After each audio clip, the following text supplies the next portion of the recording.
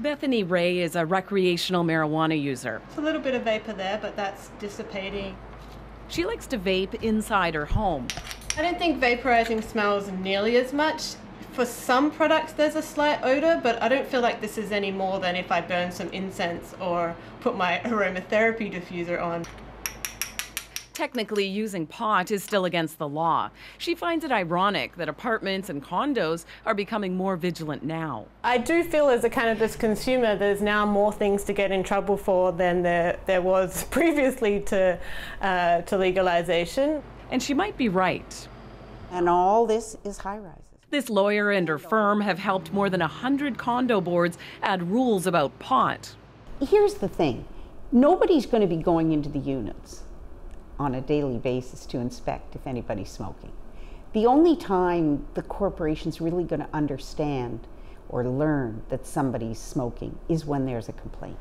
But if there is a complaint, she says, look out, even if you're a medical marijuana user. I think it's going to be tough to get a doctor to say that the only way you can take cannabis is through smoking.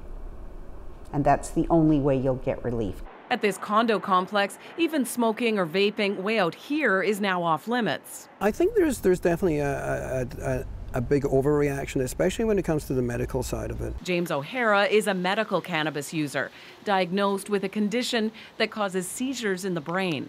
It was utterly life-changing for me. I was able to reduce my seizures by about 80 or 90%. He spoke to his condo board and got an exemption, but worries other medical users may not know they can. So the Human Rights Code essentially trumps what's going on in terms of the actual condominium rules. And in fact, a lot of the communication that comes out doesn't even state that. And they said, well, we didn't want to sort of create a map or a how-to, to get around that, which I thought was a little bit strange.